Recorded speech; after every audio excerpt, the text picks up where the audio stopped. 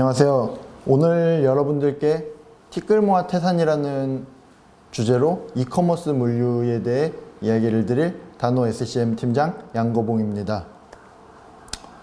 먼저 제 소개를 간략히 드리면 저는 지금까지 물류학을 전공하고 6개의 기업에서 근무를 했고 그중 5개의 기업이 이커머스와 관련된 스타트업이었어요. 이제 그곳에서 여러 형태의 물류를 세팅하면서 굉장히 다양한 업무들을 경험을 했고 지금도 웰니스 분야의 스타트업에서 SCM을 리드하고 있습니다. 오늘 여러분들께 이커머스와 스타트업에 들려드리고 싶은 이야기가 굉장히 많은데요. 시간 관계상 많은 것들을 다 담을 수는 없겠지만 궁금한 것이 있으시다면 언제든 여기 하단에 연락처로 질문 주시면 성심성의껏 답변 드릴 수 있도록 하겠습니다. 자, 먼저 이커머스 물류에 대해 이야기하기 전에 물류라는 것에 대한 생각을 간략하게 이야기를 해보면 지금 보고 계신 분들 다 이제 물류를 대부분 전공을 하시거나 물류에 관심이 있으신 분들이실 텐데요. 저도 이제 물류를 전공을 했지만 사실 처음엔 물류라는 것이 무엇인지 잘 몰랐어요. 물류라고 하면은 그냥 택배? 라는 것만 생각이 났었고 막 사람들이 우스갯소리로 물류를 전공하면은 뭘 하지? 나중에 택배나 이런 쪽에서 일을 하나? 수송이나 이런 것들을 하나? 물론 이제 지금 저나 여러분들은 택배가 물류의 일부이기는 하지만 택배가 물류의 전체가 아니라는 거는 알고 있죠. 이제 물류라는 거에 대해서 어쨌든 제가 처음에는 아무것도 모르고 시작을 했었지만 알면 할수록 굉장히 다양한 세계가 있고 다양한 기능들 그리고 다양한 장소에 물류라는 게 있었어요. 그렇기 때문에 이제 물류에 대한 재미를 굉장히 많이 붙일 수 있었고 이제 4년 동안 전공을 하고 자격증을 따면서 물류가 뭔지 조금은 알겠다라는 생각을 했었는데요. 졸업을 하고 취업을 할 때가 되니까 그 자신감들이 다 사라졌죠. 물류 기업들은 굉장히 이제 많이 알게 되었고 조사를 하면서 굉장히 어떤 기업에 대한 것들은 알게 되었는데 막상 내가 이 기업에 가면은 어떤 일을 하게 되는지 그리고 이 기업에서 일을 하기 위해서는 내가 어떤 것들을 준비해야 되는지 학교에서 배운 이론과 실무의 거리감이 굉장히 많이 느껴졌었거든요. 이런 이야기들은 아마 취업을 먼저 했던 선배들한테 들었을 수도 있고 아니면 현직자분들한테 들었을 수도 있어요. 물론 이론과 실무라는 게 완전히 분리되어 있는 개념은 아니지만 여러분들이 취업을 하기 위해서는 그리고 앞으로의 적성을 찾아 나가기 위해서는 어떤 일들을 하는지 그리고 내가 무엇이 맞는지 어떤 것들을 준비해야 되는지 이런 부분들을 굉장히 많이 고민을 해야 할 텐데 그런 정보들을 얻기가 참 어렵다라는 거죠. 특히나 이제 물류 쪽에 있는 일반적인 물류를 하는 기업들은 그렇지만 그 외의 부분에 대해서 이런 데도 물류가 있었어? 라고 하는 것들이 생각보다 많은데 그런 부분에서 정보를 얻기가 굉장히 어려울 수 있었어요. 저 또한 취업을 할 때 그런 부분에서 어려움이 있었고요. 그래서 이제 제가 후배들이나 다른 이제 취업을 준비하는 학생들에게 이야기를 하면서 느낀 것이 정말 다양한 분야의 물류를 담을 수 있는 기회가 그리고 이야기를 할 수 있는 기회가 있으면 좋겠다라고 생각을 했었는데 오늘 또 이렇게 좋은 기회를 얻어서 여러분들께 이커머스 물류에 대한 이야기를 조금 해볼까 합니다. 이커머스 물류 굉장히 가까운 개념이면서도 멀어요. 그래서 제가 항상 설명할 땐 가까우면서도 먼 물류라고 하는데요. 가깝다라는 것들 우리 생활에 굉장히 밀접해요. 오늘만 하더라도 제가 점심에 쿠팡이츠로 점심을 시켜 먹고 그리고 어제 쿠팡으로 주문을 하고 그리고 내일 받을 옷을 또 인터넷 쇼핑몰에서 주문을 하고 이렇게 저희 일상에서 벌써 3번이나 이런 이커머스 물류와 마주했는데 막상 취업 준비를 하거나 다른 회사에 대한 업무를 준비할 때는 어떤 일들을 하지? 어떤 프로세스로 하지? 어떤 것들을 이야기를 해야 하지? 하면서 면접 준비를 할 때 굉장히 어려웠었어요.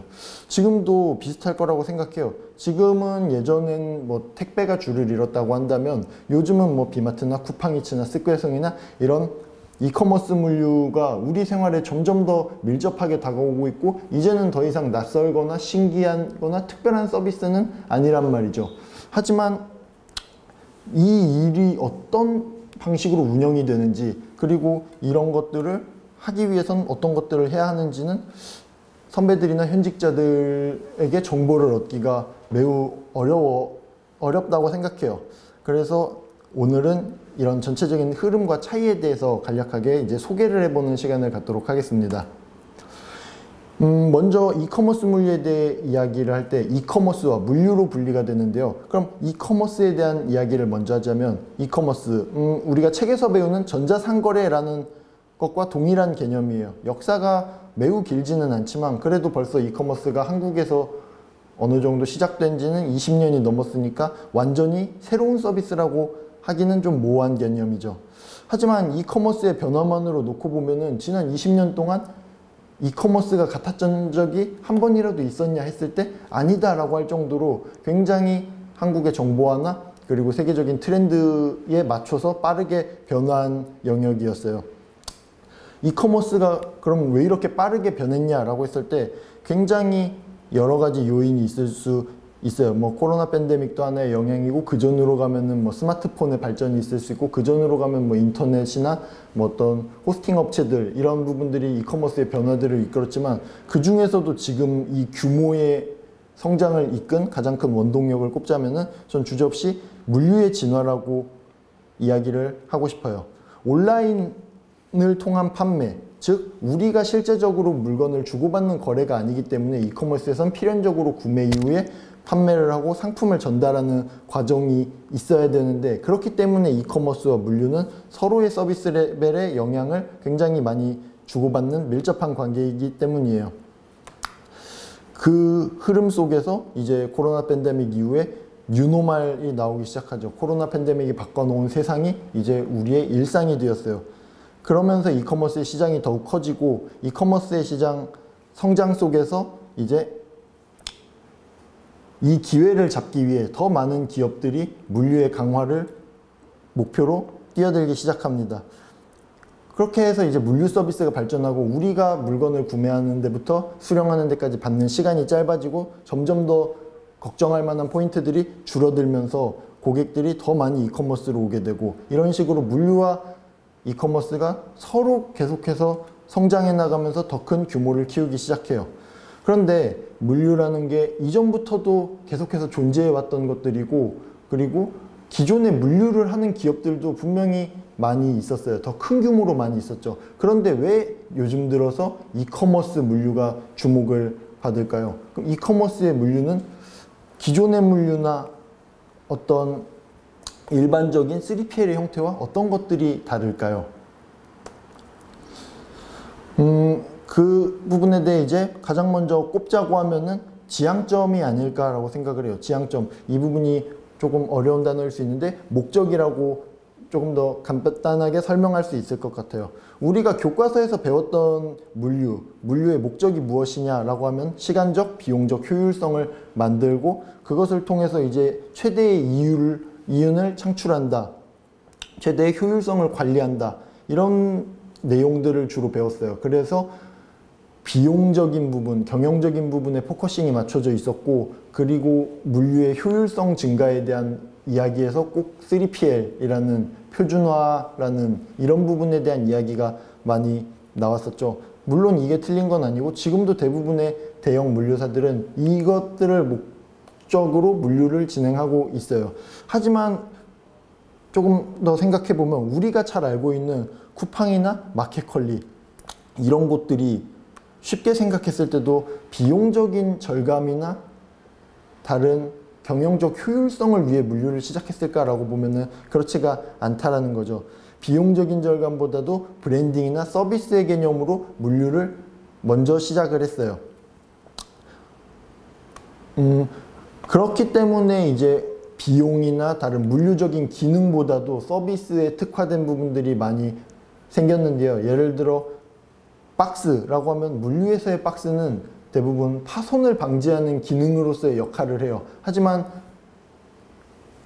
쿠팡에서 박스에 그림을 그려주는 것, 그리고 마켓컬리에서 스티로폼 박스를 줄이기 위해 올페이퍼 챌린지, 종이로서 박스를 만드는 것, 이런 부분들은 박스의 보호적인 기능에 추가적으로 감성이나 마케팅적인 기능들을 더 넣은 것이죠. 이게 비용적으로 봤을 때는, 경영적으로 봤을 때는 크게 도움이 되지 않을 수 있는 포인트임에도 불구하고 기업들이 이런 마케팅, 고객 만족에 대한 부분에 굉장히 많이 신경을 쓰고 있다는 것이고, 또한 기존의 물류에서는 우리가 최적의 비용을 찾을 수 있는 구간에서 캐파를 만들고 그 캐파만큼의 일일 물동량을 발생시킨다라고 하면, 이커머스에서는 물류의 캐파로 주문을 받는 게 아니라 주문을 최대한 많이 받고 2배, 3배의 비용을 더 써서라도 고객들에게 약속한 시간 내에 배송을 하기 위한 방법들, 그렇게 해서 서비스 레벨을 유지하고 고객 만족감과 규모의 성장을 같이 키우는 방향으로 물류를 진화시켰기 때문에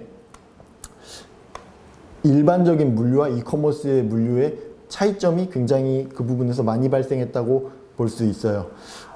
이런 부분들이 처음에는 부정적으로 보였던 부분들도 분명히 있어요. 너무 많은 비용을 사용한다, 적자가 난다. 물론 처음에는 적자가 났지만 지금 쿠팡이나 다른 마켓컬리나 이런 기업들의 기업 가치가 굉장히 많이 올라갔고, 그리고 이제는 대기업들도 유사한 서비스에 진입하는 것들을 봤을 때 이제는 그런 부분들이 더 이상 특별한 것이 아니라 이제 우리에게 가장 중요한, 고객에게 가장 중요한 것들이 어찌 보면 기업의 효율성보다도 고객의 개인화다라는 이야기를 할 수 있어요.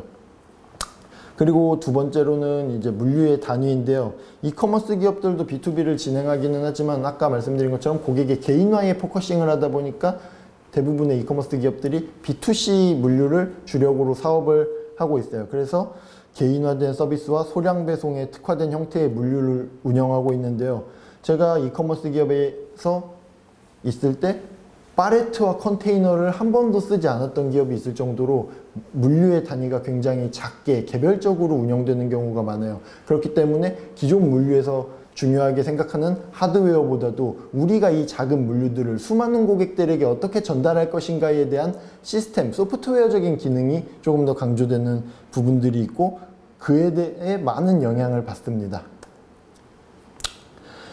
이러한 차이들로 인해서 물류의 실무적인 부분에서도 굉장히 재밌는 부분들이 많이 있어요. 물류를 하기 위해 입사를 했지만 물류가 아니다라고 생각할 수 있는 부분, 아니면 물류와 물류가 아닌 것의 경계에 있는 부분에서도 굉장히 많은 일들을 하게 될 텐데요.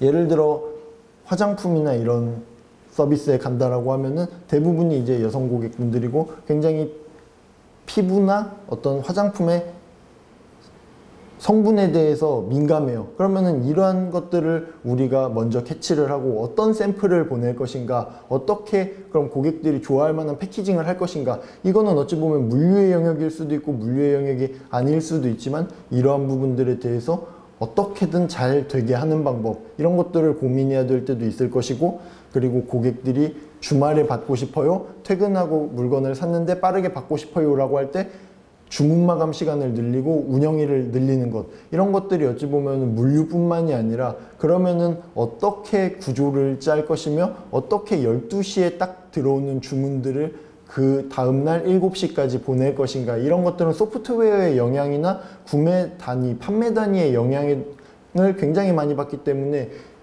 이와 관련된 부서와도 물류들을 조율하는 과정이 필요하다라는 거죠.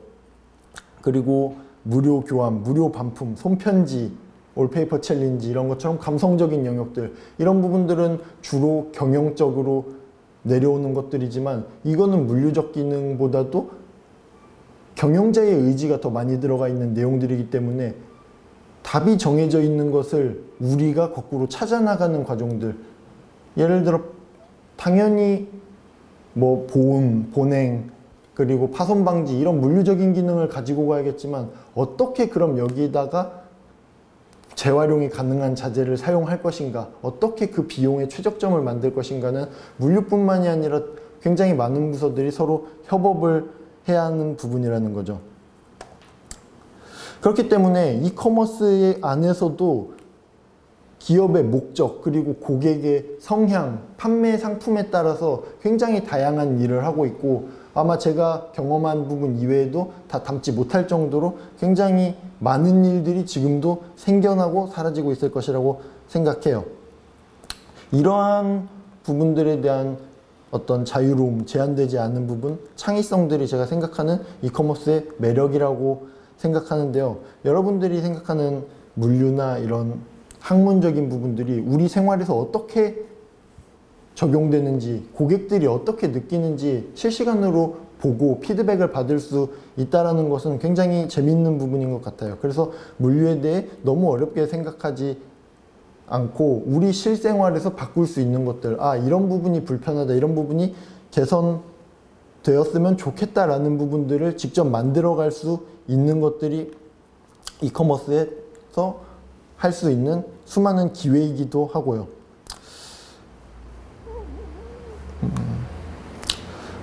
그렇기 때문에 여러분들이 물류에 대한 취업이나 진로를 생각할 때 너무 학교에서 배운 것들이나 이론적인 부분들에 얽매이지 않았으면 좋겠어요. 우리 생활에 있는 수많은 것들, 우리가 구매하는 물건들, 우리가 보는 상품들을 모두가 어딘가에서는 물류를 통해서 우리에게 전달된 것들이고 우리가 바꿀 수 있는 하나의 과정들이라고 생각하기 때문이에요. 물론 이커머스에서 일을 한다라는 것이 물류기업이 아니라 대부분은 이제 유통업체이기 때문에 혹은 이커머스의 물류를 전담하는 물류 대행업체이기 때문에 물류에 대한 그런 전문성이나 깊이 부분에서는 일반적으로 다른 한 분야에 집중하는 기업들보다는 조금 깊이가 떨어져서 아쉬운 점이 있을 수도 있고, 물류기업이 아닌 곳에서 물류를 이해하고 물류의 고충을 아는 사람이 많지 않다라는 것에 힘들 때도 있어요. 하지만 돌아보면은 이커머스에서 물류는 뗄 수 없는 존재이고, 그 이커머스의 물류, SCM이야말로 이커머스의 중심에서 가장 다양한 구성원들과 가장 다양한 업무를 하는 부서이기 때문에 더 많은 것들을 보고 생각하고 성장할 수 있는 기회가 있다라고 생각해요.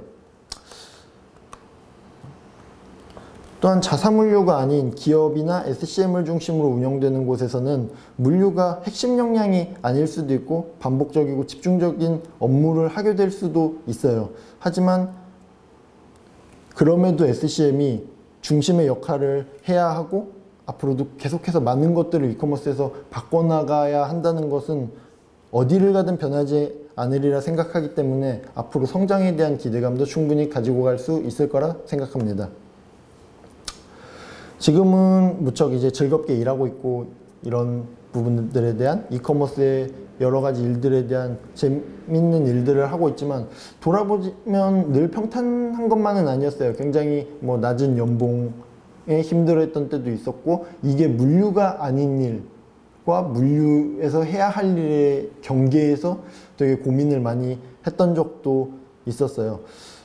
사진에 보시면은 이제 막 바깥에서 작업을 하는 경우도 있었고, 카페에서 운송장을 뽑는 경우도 있었고, 환경이 제대로 갖춰지지 않고 물류를 잘 모르는 분들이 시키는 것들이 되게 어찌 보면 무모한 것들이 많이 있었기도 했었는데, 하지만 그런 경험들이나 과정들이 지금 생각해보면 특별한 경험이 되었고 제가 기획했던 특별한 서비스의 모티브가 되었다라고 생각해요. 모든 분들이 이런 과정이 다 재밌고 맞고 하지는 않을 수 있겠지만, 이를 통해서 여러분들에게 드리고 싶은 이야기는 특별한 거나 멋진 것만을 찾지 않더라도 여러분들이 좋아하는 일을 찾아서 꾸준히 하고 스스로 열정을 불어넣을 수 있다라고 하면 그 일이 특별해질 것이고 굉장히 여러분들에게 재밌는 일이 될 것이 분명하다는 거예요.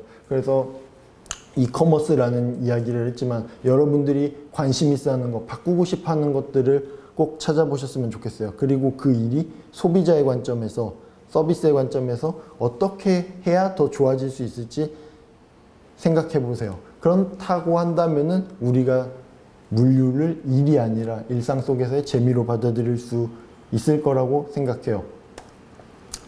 그리고 마지막으로 이제 취업을 위해 무엇을 준비해야 될지에 대해서 간단히 팁을 드리자면, 첫 번째로는 고객 관점으로 서비스를 바라보고 고민하는 거예요.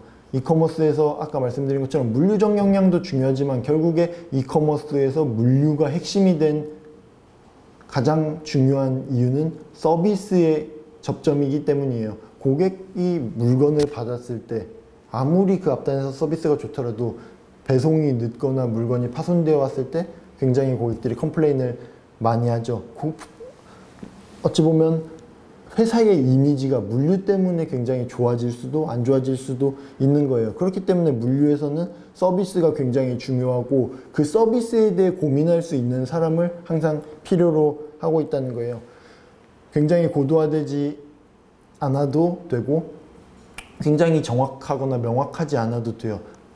그냥 우리 일상 속에서 어떤 것들을 어떻게 바꾸고 싶다, 어떤 것들이 어떻게 바뀌면 좋겠다라는 것들을 생각을 하고 그런 것들을 정리해보면 분명히 여러분들이 물류 현업에서 바꿀 수 있는 것들이 보일 것이고 바꿀 수 있는 기회를 얻을 수 있을 거예요. 그리고 그러한 것들에 대해서 어떠한 비용이 들어가고 어떠한 리소스가 들어가는지 생각해보는 것도 중요해요. 우리가 무언가를 만든다라고 하는 것들은 무언가를 필요로 한다라는 것과 동일한 개념일 수 있기 때문이에요. 당연히 여러분들이 이런 것들에 대한 비용을 정확하게 계산할 수는 없겠지만 그럼에도 불구하고 여기에 어떤 것들이 들어갈까를 생각해 보는 것만으로도 그 구성에 대해서 보는 시야가 굉장히 넓어질 것이고 어떤 것들에 대한 변동성을 준비해야 될 것인지를 나중에 더 잘 정확하게 설명할 수 있다고 한다면 최고의 인재가 될 수 있을 것이라 저는 분명히 확신합니다. 그리고 마지막으로는 물류적인 판단과 사고인데요. 새벽 배송이나 로켓 배송 그리고 여러분들이 사용하고 있는 서비스에 대해서 이러한 것들이 물류적으로 어떤 기능들을 가지고 있는지 어떠한 것에 포커싱이 되어 있는지 그리고 이걸 만들어가는 과정들이 어떠했는지 많이 찾아보세요. 이런 것들을 보는 것만으로도 여러분들이 굉장히 많은 공부를 하실 수 있을 것이고 이러한 서비스들이 만들어지는 과정에서의 성공 포인트와 실패 포인트들을 통해서 여러분들이 그보다 더 나은 서비스를 분명히 만들 수 있을 것이라 생각해요. 그리고 굳이 멀리 있는 것들이 아니더라도 굉장히 대단한 개념들이 아니더라도 여러분들이 지금 배우고 있는 것들에 대해서 잘 공부하시고 많이 생각하시면 좋겠어요. 물류 전공이나 아니면 자격증에 대해서 실무에서 쓸모없다라고 하는 분들이 종종 계신데 저는 그렇게 생각하지 않아요. 우리가 배우는 것이야말로 수많은 시행착오와 노력을 거쳐서 만들어진 핵심적인 내용들이고 그것을 통해서 더 나은 것들을 만들어가는데 도움이 될 거라는 것은 변하지 않는 사실이거든요. 우리가 물류에 대해서 새로운 것들을 해가면서 방향성이 명확하지 않을 때 우리가 배운 것들이 굉장히 명확한 답을 찾아줄 것이고 때때로는 그 당연한 것 안에서 굉장히 새로운 것들이 나올 수 있기 때문에 여러분들이 지금 하는 것들을 열심히 하는 것 그리고 배워나가는 것들에 대해서 잘 이해하려고 하는 것들이 앞으로의 일에서 가장 중요한 포인트가 될 것이라 생각합니다. 자, 오늘 준비한 내용들은 여기까지인데요. 시간 관계상 많은 내용을 담지 못하고 굉장히 축약을 하다 보니까 조금 어려운 내용일 수 있었겠지만 앞서 말씀드린 대로 제가 말씀드린 내용에 궁금한 점이 있거나 아니면 다른 이커머스 관련된 어떠한 내용이라도 궁금한 점들을 제 연락처로 메일로 전달 주시면 제가 성심성의껏 답변 드릴 수 있도록 하겠습니다. 지금까지 강연 들어주셔서 감사합니다.